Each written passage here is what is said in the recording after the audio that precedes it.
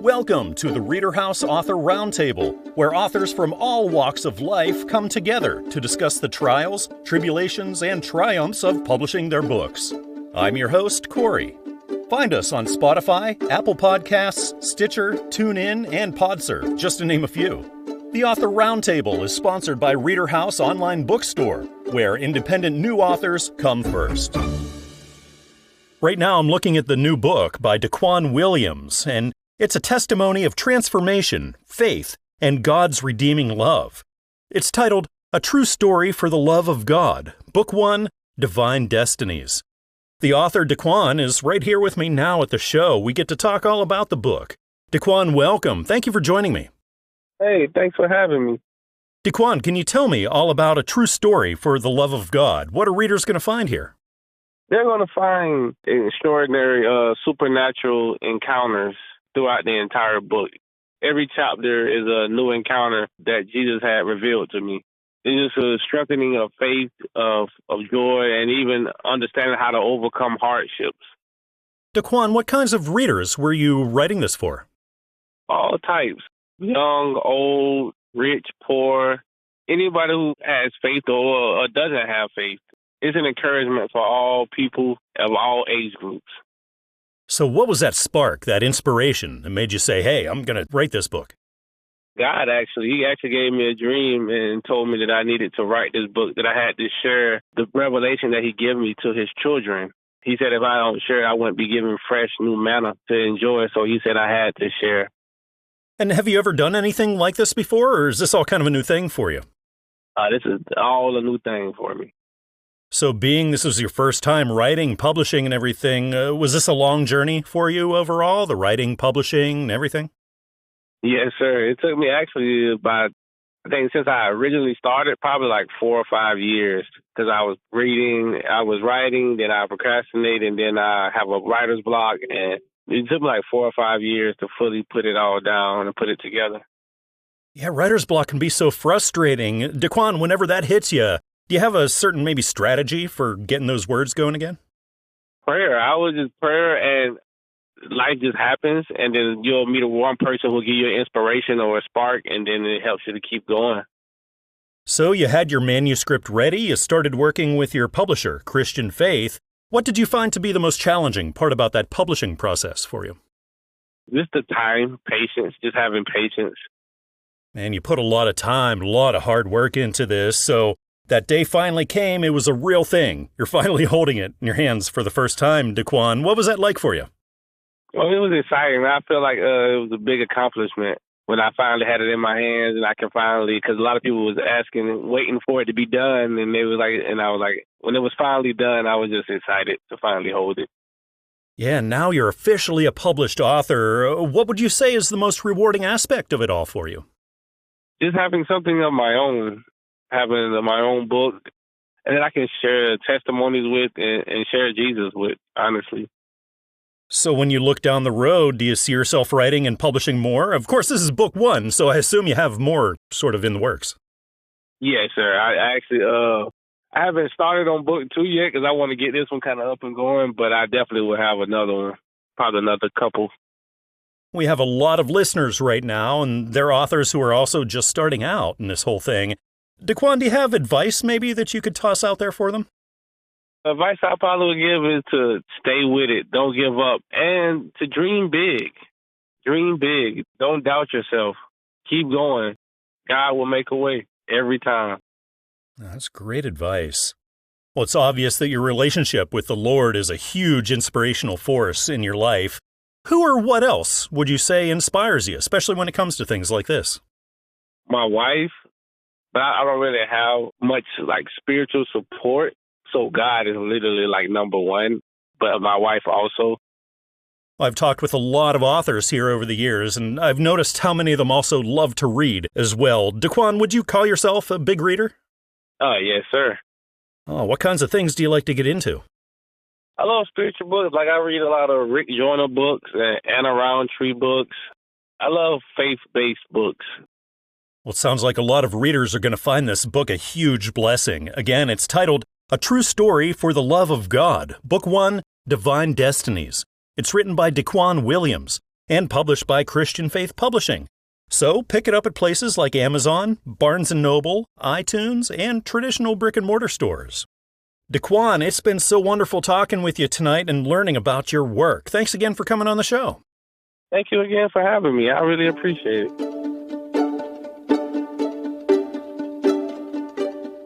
Dr. Amanda Adams has written a new coming-of-age novel titled Hungarian Rhapsody. Amanda is here with me right now at the ReaderHouse Author Roundtable, and we get to talk all about it. Amanda, welcome. Thanks for being here tonight. Thank you so much. Pleasure to be here. Amanda, can you tell me what readers are in store for when they get into Hungarian Rhapsody? Oh, man. They are in for a book not just focused on one character, but it's kind of a mixture of different characters at different points in their lives, but one that really points to the importance of, when someone needs help, to always reach out to them, but to also remember that everybody has their own battles that they go through, but it's that connected community that really helps us get through those hard circumstances. Amanda, what kinds of readers do you think this would connect with the most? I think it's kind of geared towards anybody who needs to be reminded, I think, of a time that's long forgotten. It takes place in the 1950s, which is absolutely one of my favorite times in American history. It's a good glimpse of New York, what I consider its prime years, and especially since the main character is a violinist, like myself, definitely geared towards the young musicians that really want to relate to a main character. So it sounds like a lot of your life and experiences went into this. You could definitely say it's inspired by things that I faced, a lot of things that Cheska, the main character, faces. I also faced as a minority student in a music program. But also, Cheska is away from home. She's from Chicago. She finds herself in New York City, away from her parents. Anyone, I think, who has felt what it is to be homesick can really relate to Cheska and a set of struggles that those individuals deal with. Amanda, what does your writing background look like? Do you have experience doing this kind of thing? So I actually have my undergraduate in English with an emphasis in creative writing, but I didn't realize this until my mom told me a couple years back that my first grade teacher at a parent-teacher conference told her that I was going to be a writer. So I don't know if it was just a feeling that she had, but I've always loved to write. I'm not that much of a talker, especially in the classroom. So my way really was to write as a way to express my feelings and thoughts. So once you got started on this, was this a long process overall for you, the writing and publishing, the whole thing? Yes. This actually started when I was a freshman in high school, which was 2000 and I think it was 99, 2000. It was right at that turn of the century. Because I still remember the Y2K t-shirt that was popular. So I started it when I was in ninth grade. It turned out to be a 13-page assignment that I turned in. And over time through college, I just started working on it. I took a lot of classes on, of course, composition, creative writing, and it just continued to grow. And I feel like I kind of grew up with Cheska, the main character. And then now as an assistant principal, I have kind of the cool overview of what it's like to read it from and write it also as an adult. The main character has been one of my best friends, and it's something that I hold very close and dear to my heart. So looking ahead, Amanda, do you see yourself writing and publishing more, do you think? Absolutely. There will be a second book coming. It's been started. And it kind of, percolates in my brain. Sometimes I wake up at 4 o'clock in the morning and I have an intense urge to write. And that's when, I go to the computer and there will be much, much more for readers to find out about what happens to the characters in the book. What a great message in this book. Again, it's titled Hungarian Rhapsody. It's written by Dr. Amanda Adams and published by Covenant Books. So pick it up at places like Amazon, Barnes & Noble, iTunes, and traditional brick-and-mortar stores. Amanda, thank you so much again for coming on the show and letting me know all about Hungarian Rhapsody. It's been great to talk with you. Same here. Thanks so much for having me.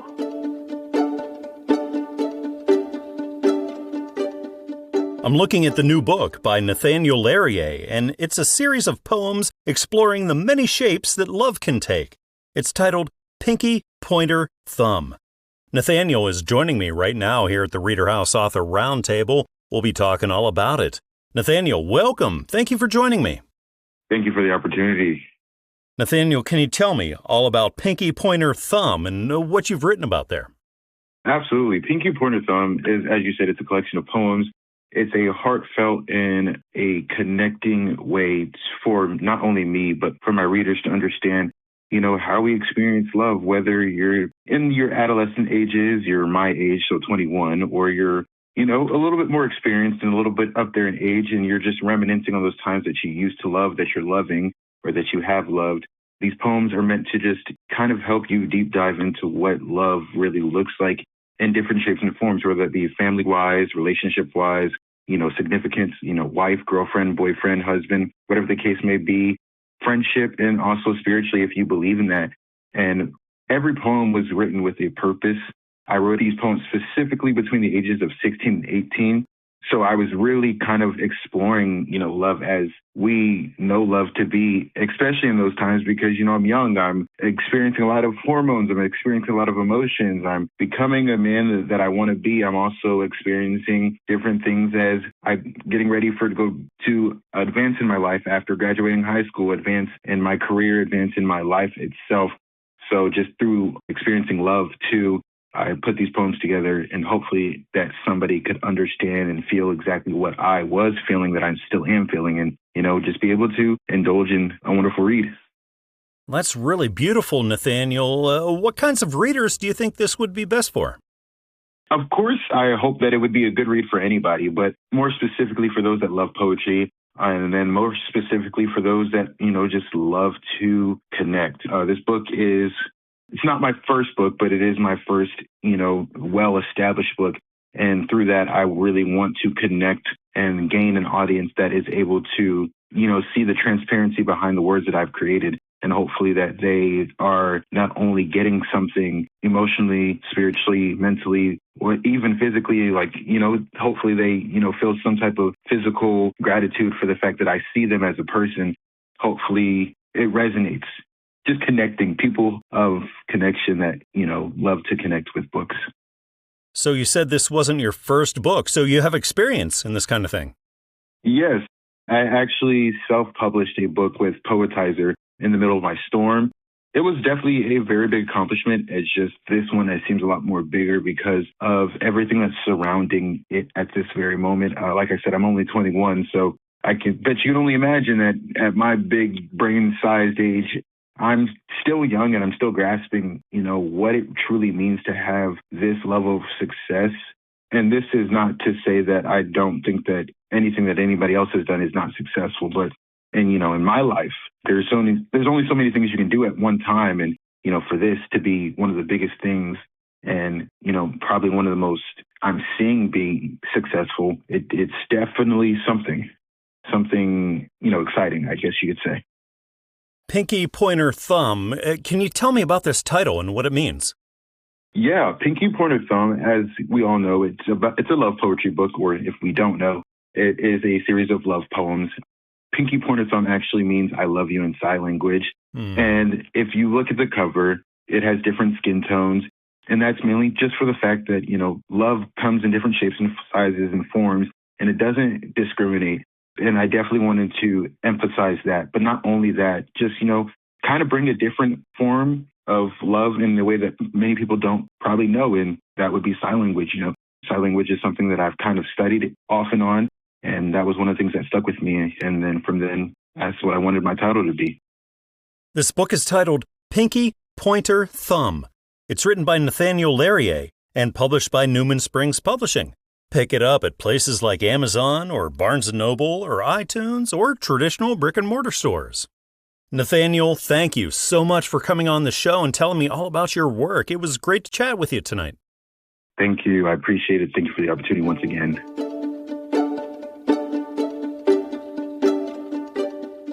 The audiobook edition of the new book by Gregory N. Whitis, titled 8 Minutes, it just came out. And that's what we're talking all about. The author Greg is here with me now at the ReaderHouse Author Roundtable. Greg, welcome. Thank you for joining me. Well, thank you, Corey. It's going to be a pleasure. Thank you. Greg, can you tell me all about 8 Minutes and what readers and audiobook listeners are in store for here? First off, Corey, let me give you a little backdrop. I witnessed a total solar eclipse several years ago in western Kentucky, and I just marveled at the power of the sun and its impact on nature.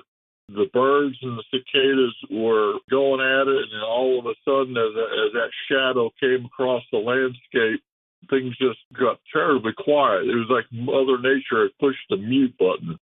And I just marveled at the power of the sun and the impact on nature, and the cicadas stopped their thrumming. And this is about noontime when the shadow came across the landscape.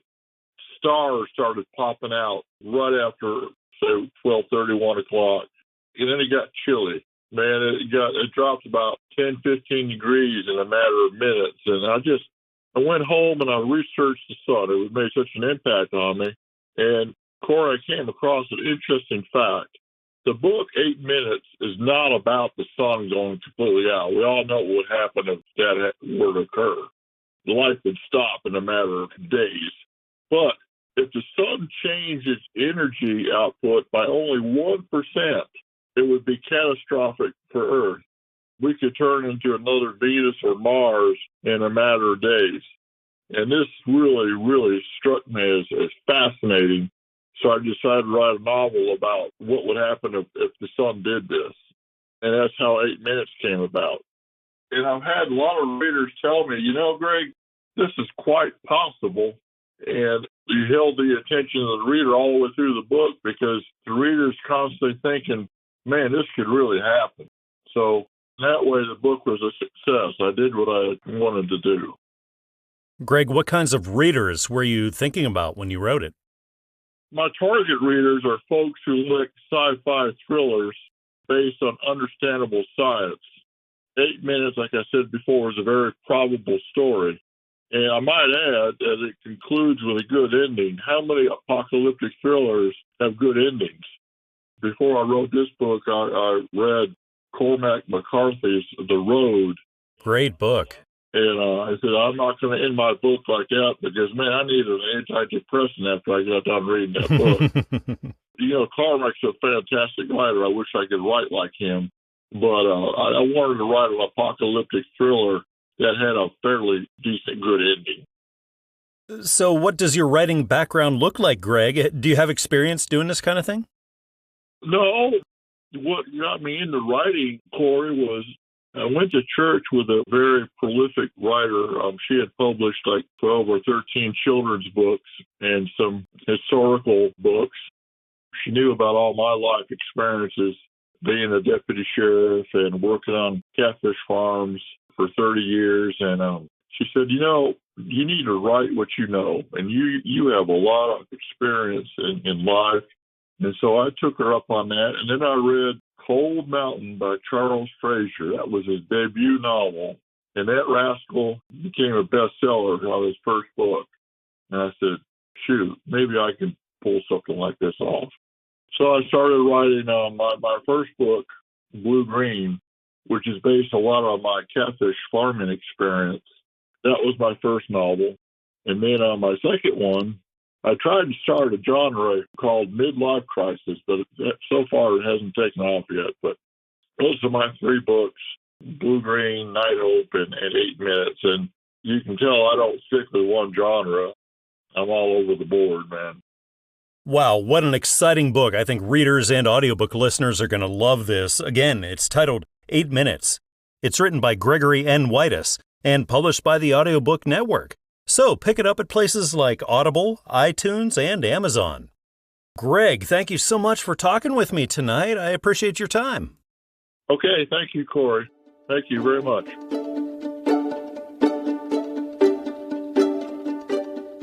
Author Reda V. Kirkwood has written a helpful guide for integrating faith into mental health care.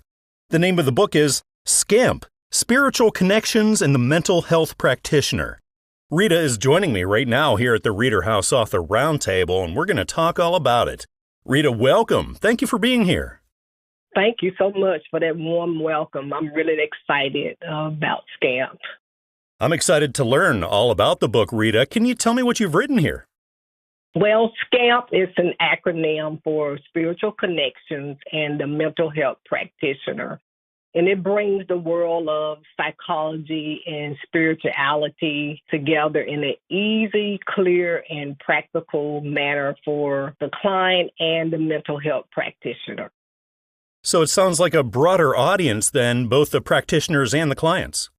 Yes, it is. It is a companion guide because as a mental health practitioner myself, I was researching and trying to find a book that was easy to understand for both myself and my clients.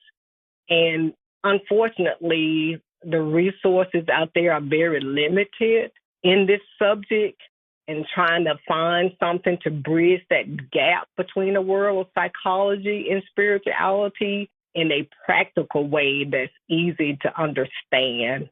Because as a mental health practitioner for the last 20-something years, I've found that if you give the client something complicated, they're not going to engage in their own healing process, and it's a turnoff for the client. So I believe that this book is an answer to that issue for us as mental health practitioners.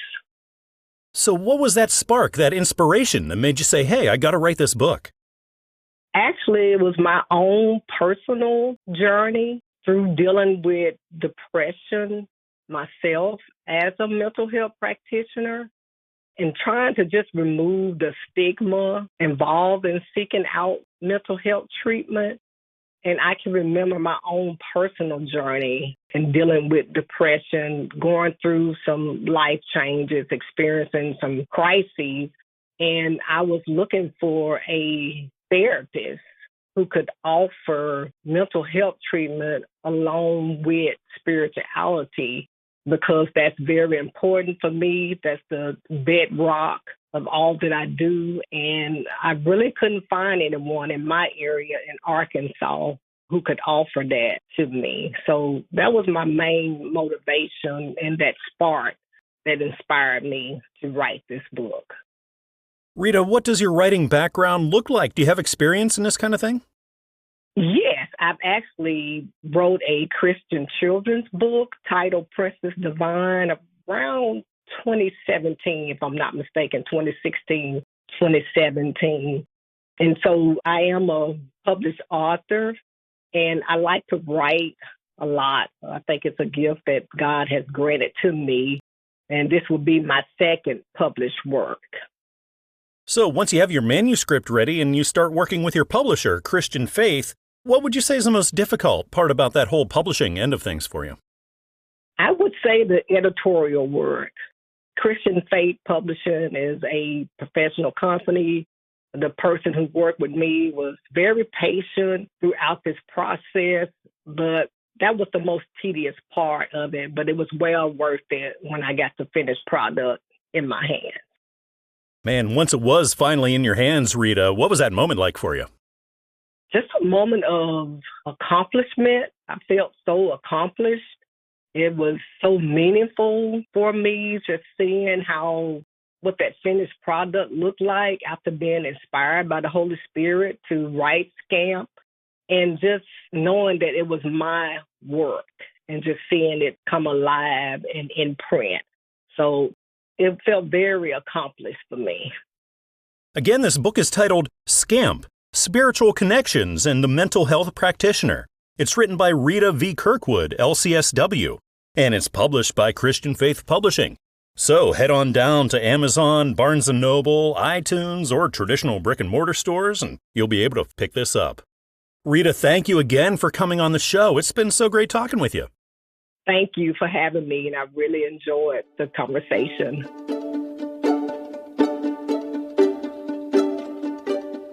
The new book by Kevin Haun is titled 91 Days to Weight Loss and Gaining Strength Through Praise. Kevin is here with me now at the ReaderHouse Author Roundtable. Kevin, welcome. Thanks for joining me. Well, great to be here, too. Kevin, can you tell me all about 91 Days to Weight Loss and Gaining Strength Through Praise and what readers can find here? Well, first of all, the book takes you on a journey I took. And even though it says weight loss, it's not weight loss body weight, but it's weight loss of mind and all the stuff that currently in today's world captures us and tries to move us away from and keep us in a dark space. And the 91 days, that I took is a journey from what my military-centric mind of being in the military for so long to where I released that and became more spiritually motivated and allowed God and Jesus to speak to me on his terms to where I capture more of the faith-based approach to, what it really means to know God and how God loves us. Kevin, what kinds of readers do you think this would connect with the most? Well, to me, everyone is experiencing a rough time and needs to find their place in the world today. It's a really rough time right now, and we're being challenged, not so much as political, but also in our faith. And if we capture our faith, then we can go through and have that as the forefront of what we're experiencing. So what was that inspiration, Kevin, that said, hey, I got to sit down and write this book? Well, on the 91st day, I was up on a mountain. And even though the night before, I went through an experience at a men's retreat. And on top of that mountain, I went up and I wanted answers because I was talking in a language I did not understand. I was raising my hands. Back in the day when I was in the military, I would either look like I'm crazy or I was surrendering. Well, I am surrendering, but I'm surrendering to God.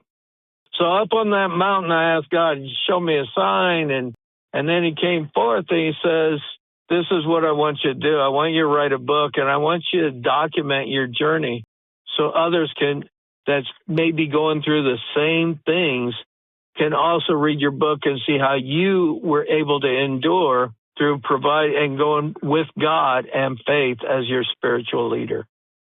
So what does your writing background look like, Kevin? Do you have experience doing this kind of thing? No, I have no experience. I'm an aircraft maintenance by trade. I worked on aircraft for about 18 years, and then I stayed in the Navy, and I was a leader. I never wrote any kind of book, never thought of even writing a book. But on that mountain that day, God told me, he met me on that mountain. He says, I want you to write a book, and I want you to call it 91 Days of Weight Loss and Gaining Strength Through Praise. And at that moment on that mountain, I said, look, there's so many weight loss programs. What are you talking about? And then he explained it's not the body weight, but it's the mind, all this stuff we have going on in our head that takes us away from faith and keeps us in a dark corner. So once you started writing, was this a long journey for you overall, the writing, publishing, and everything? Believe it or not, it wasn't. It seemed like it went really quick. It only took me 6 months from the time I started, and I had all kinds of distractions. The computer crashed, and other things was going on, but I finished the book within 6 months. How I look at God dictated the words for me to put on paper.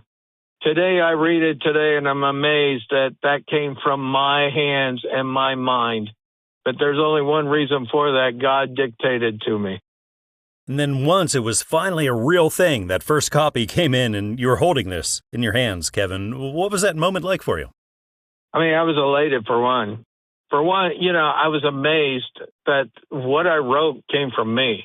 I never thought I'd ever be a published author. I've seen people, and listened to other people's stories and stuff like that, but I never thought something like that came from my hands. But it only came because I had God with me. Again, this book is titled 91 Days to Weight Loss and Gaining Strength Through Praise. It's written by Kevin Haun, and it's published by Christian Faith Publishing. Find it at places like Amazon, Barnes & Noble, iTunes, or right down the street at your local bookshop. Oh, Kevin, thank you so much again for coming on the show. It's been great to talk with you today. Well, thank you, sir, and it's been a pleasure.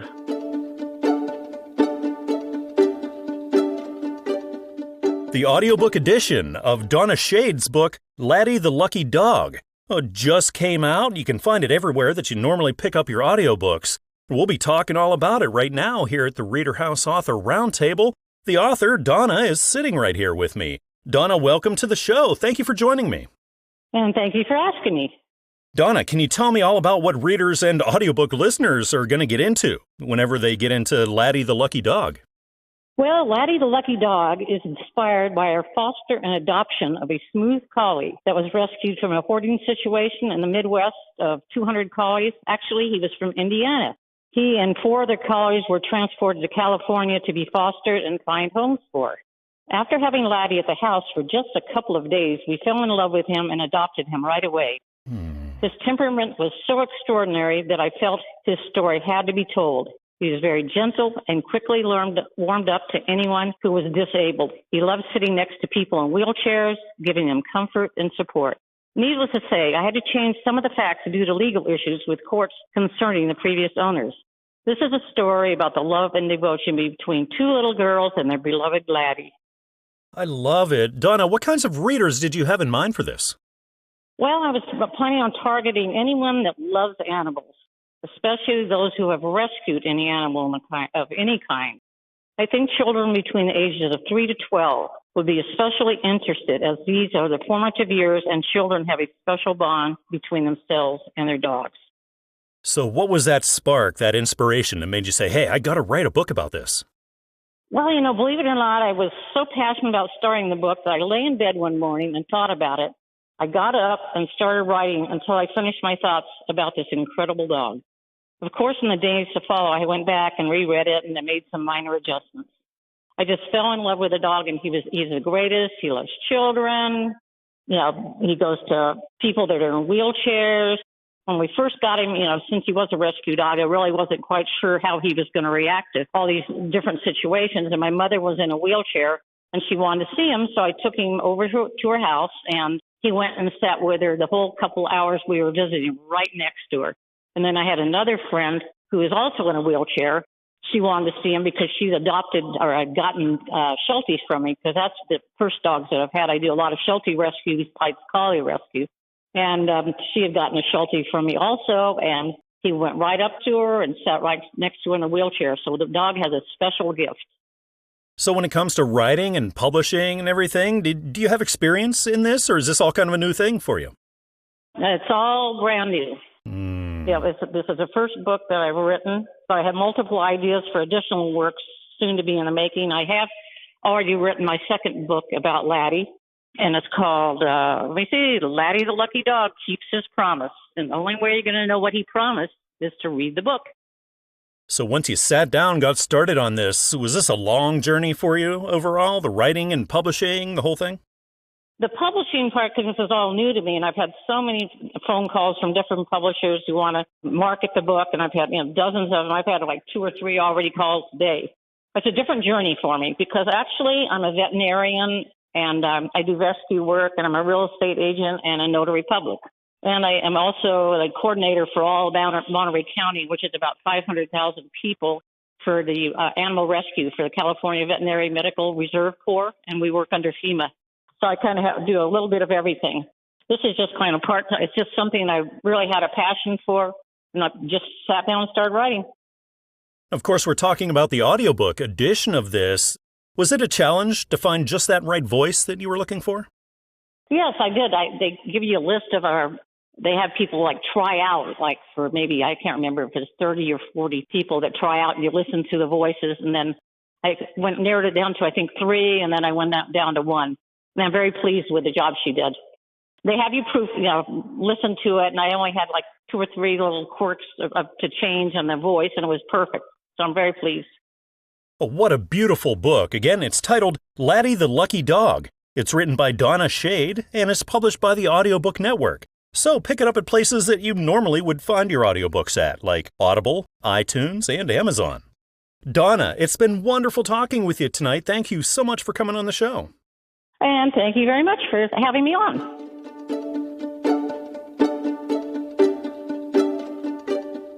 Author K.J. Gunzelman is here with me right now at the ReaderHouse Author Roundtable. Carl, thank you for joining me. My pleasure. Carl, Seasons Change, The Life of Caleb, Book 3 is out now. Can you tell me all about what you've written there? Sure. Books 1 and 2, let's start with that, it's about character development, and we meet this junior in high school who has spent most of his life in either Hawaii or San Diego. His dad's in the Navy. And he finds himself in Kenmore, New York, in the middle of December, which is right outside of Buffalo, and he's never seen a snowstorm like this. So we transition Book 1 and 2 is his junior and senior year, and Book 3, Seasons Change, is when he goes off to college. Well, he thought he wanted to serve his country, so he goes to West Point, and he lasts 6 months.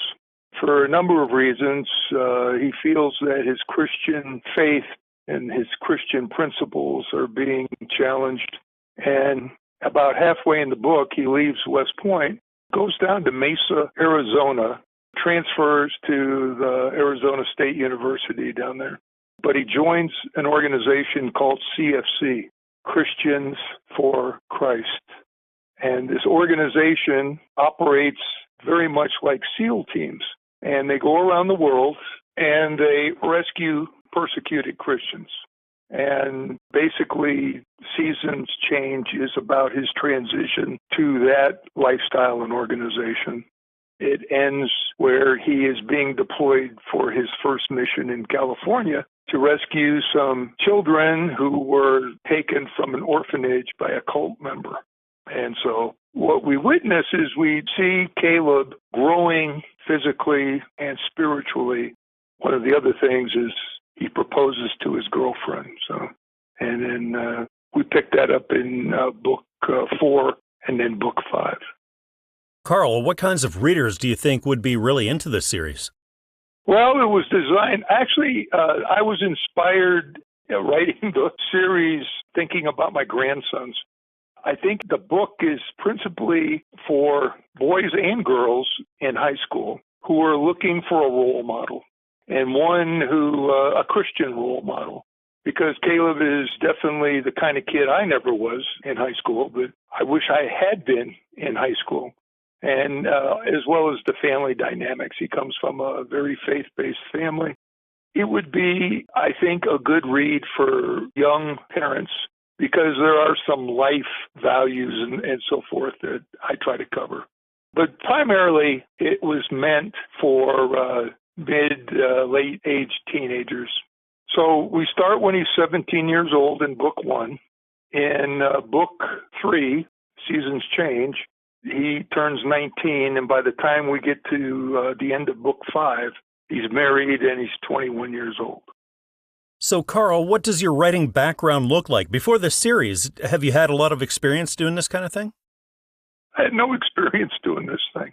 Now, I've got a doctorate, an engineering doctorate, and I worked at DARPA. I did a lot of technical, and when I was in the Army 31 years. And I did a fair amount of writing about training and tactics. And then when I worked at DARPA, it was about the technology and the programs I worked on. But I have never ventured. Caleb, Book 1 was my first venture into fiction. But I wanted to do it a little different. I didn't just, throw a story out there. I wanted people to be exposed to Christian values. I think Caleb does a very good job of showing what a good Christian kid should be like. So once you have your manuscript ready, you start working with your publisher, in this case, Christian Faith. Carl, what was the most challenging part about that publishing process for you? Waiting the 6.5 months to actually get it on the shelves. This book is titled Seasons Change, The Life of Caleb, Book 3. It's written by K.J. Gunzelman, published by Christian Faith Publishing. So pick it up at places like Amazon or Barnes & Noble or iTunes or traditional brick-and-mortar stores. Carl, it's been great talking with you tonight. Thank you so much again for being on the show with me. Thank you, Corey. Great talking with you.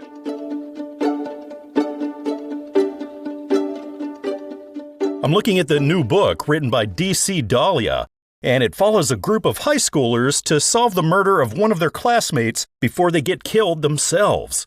The name of the book is A Killer Time, and we'll be talking all about it. The author, D.C., is right here with me now.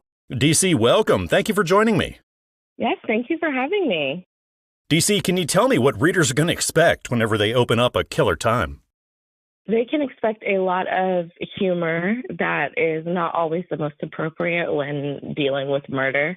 But I thought it would be fun to have teens who don't take it seriously and they're worried about prom and homework.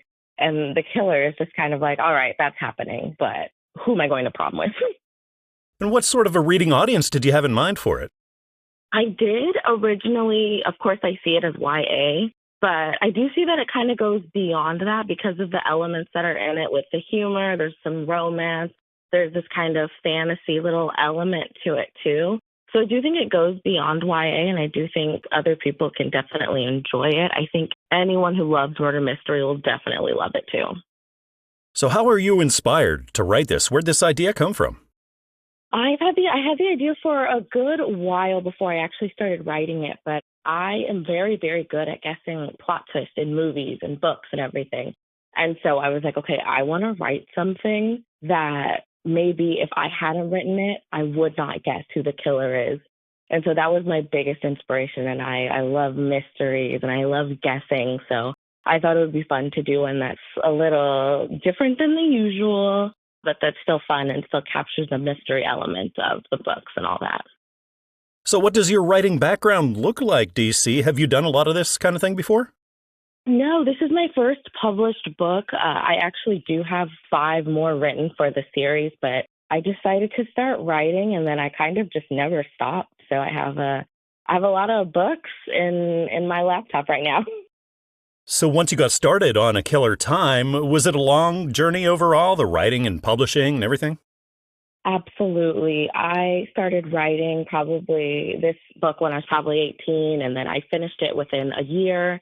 And it's been through a million different drafts and edits and different people die. And so it's been a million edits. And then a couple of years ago, I was like, okay, I feel like it's finally ready for the world to see. So like the culmination of it is about 10 years. Once you started working with your publisher, Newman Springs, what did you find the most challenging part about that publishing process for you? I think the most challenging was letting go of a few things. Like one of my favorite things is kill your darlings. And so I had to kill a lot of my darlings and take out things that I loved but that didn't exactly work for the book. And I think just finally being able to let it go and let the book be as much as it could be was probably the hardest part. And now it's official, you're a published author. What do you say is the most rewarding aspect of this all for you? Honestly, my grandma, she's very, very proud of me. And when the book was released, she was literally telling everyone to buy it, everyone at her job, everyone that she met. And so to make her proud was truly the best part of this whole experience for me. Well, A Killer Time has a killer cover, DC. I'm looking at it right now. So was that a smooth process to get that worked up?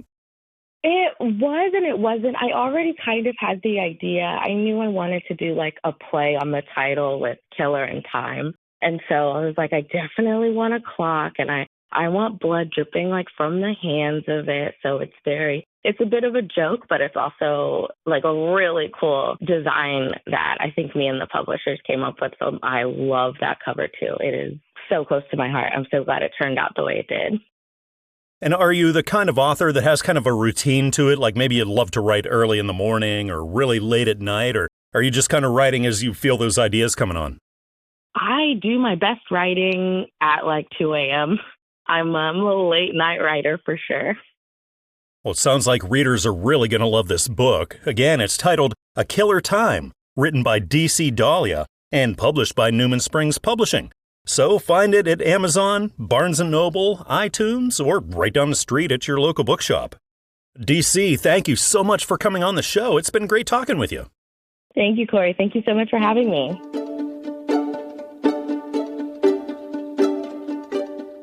The new book by Tim Effinger is titled Becoming the Moral Equal of God, and it's a compelling exploration of what it means to live in alignment with God's moral standard.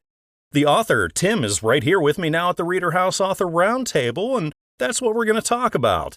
Tim, welcome. Thank you for joining me. Well, thank you for having me.